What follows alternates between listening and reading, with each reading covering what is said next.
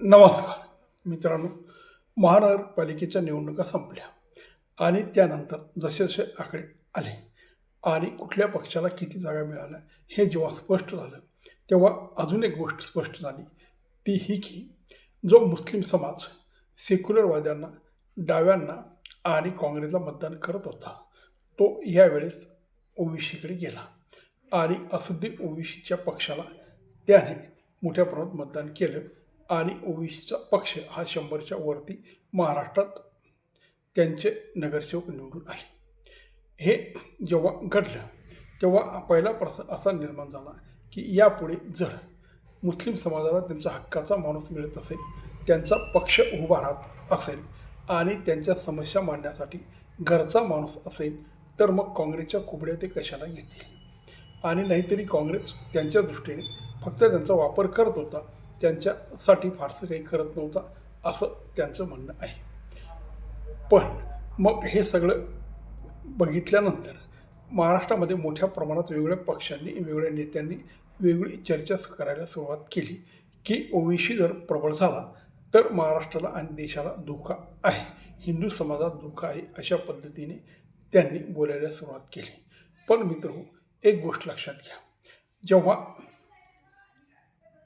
फडणवीस असं म्हणत असतील की आम्ही हिंदूंची बाजू घेतो, आमचा पक्ष हिंदूंचा पक्ष आहे, आणि त्याच पद्धतीचं मोदी आणि अमित शहा किंवा उत्तर प्रदेशचे मुख्यमंत्री योगी आदित्यनाथ जर बटेंगे तो कटेंगे अशी घोषणा करत असतील, तर मग हा समाज काय एकवटणार नाही. जर तुम्ही असं म्हणत असाल, विशेषतः BJP, की आम्ही हिंदूंचा पक्ष घेतो आणि आम्ही हिंदूंसाठी काम करतो, तर मग मुसलमानही का असं करणार नाही की त्यांनाही त्यांच्या समाजाचा पक्ष हवा आणि त्यांनाही त्यांचा माणूस हवा. असं जेव्हा होत असतं तेव्हा साहजिक दोघं समाजामध्ये मोकळी पद्धतीने विभागणी होती आणि ती विभागणी आता स्पष्टपणे दिसू लागलेली आहे. पण यात काँग्रेसचं मोठ्या प्रमाणात नुकसान आहे, कारण काँग्रेसला 2 समाज मोठ्या प्रमाणात मतदान करत होते, एक मुसलमान आणि दुसरा दलित. दलित बराचसा इकडे तिकडे सरकला, पण मुसलमान हा एक गट्टा त्यांच्या पाठीमागे उभा होता. 70 ते 75-80% त्यांना मतदान करणारा हा समाज जेव्हा ओबीसीकडे जाईल आणि पुढे सगळ्या राज्यामध्ये अशीच परिस्थिती निर्माण होईल, तर काँग्रेसचं भवितव्य फारसं चांगलं राहणार नाही. ते आजही नाही, पण ज्या काही प्रमाणात त्यांना जागा मिळतात त्या पुढे मिळतील का आणि तो मतदार परत काँग्रेसकडे येईल का, हाही प्रश्न आहे.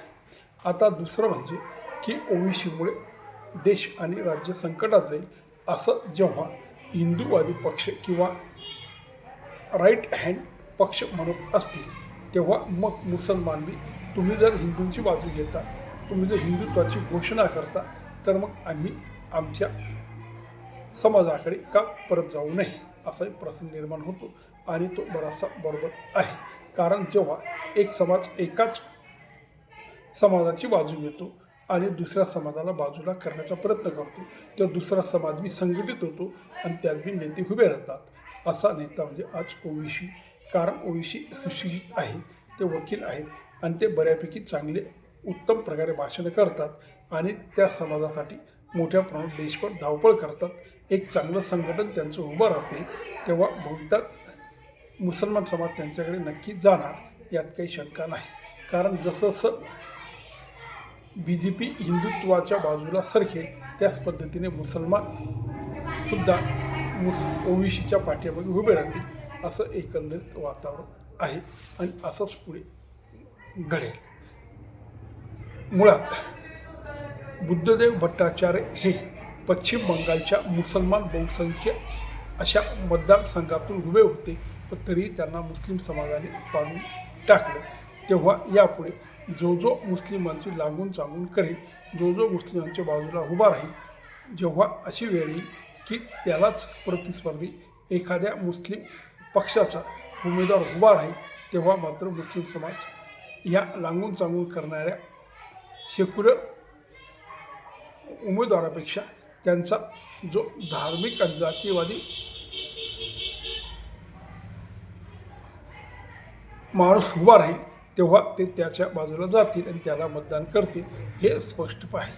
आता खरं तर मुंबई महानगरपालिका ही मेट्रोपॉलिटन सिटी आहे, वेगवेगळे सगळे समाज त्या ठिकाणी आहेत, वेगवेगळे भाषा बोलणार आहेत, वेगवेगळे वर्गातले आहेत, वेगवेगळे राज्यातले आहे.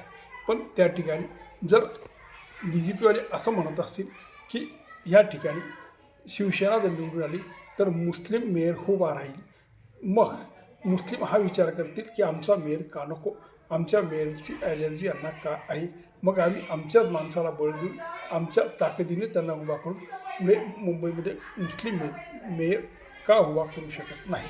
कारण मित्रांनो, न्यूयॉर्कसारख्या एक मोठ्या अमेरिकेच्या शहरामध्ये ममदानी हे मुस्लिम समाजाचे भारतीय मूळचे व्यक्ती तरुण निवडून आले.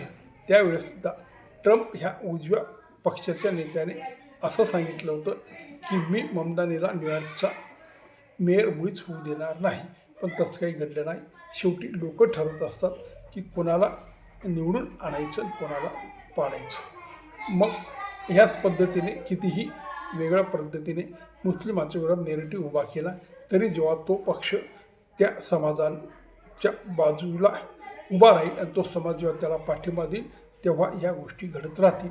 मग ते न्यूयॉर्क असो की मुंबई असो, भविष्य कुणी आज बघितलं नाही, पण जी एकूण परिस्थिती दिसते, जे वातावरण दिसते, तेव्हा फार दिवस नाही की अशी ही घटना घडू शकते की मुंबईचा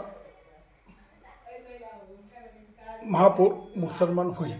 आणि यात विशेष काही नाही, कारण सुरुवातीला काँग्रेसच्या काळामध्ये मुस्लिम मेयर मुंबईला भेटलेले आहेत आणि ते या पदावर बसलेले आहेत, तेव्हा हे काही जग विरहित घडणार नाही.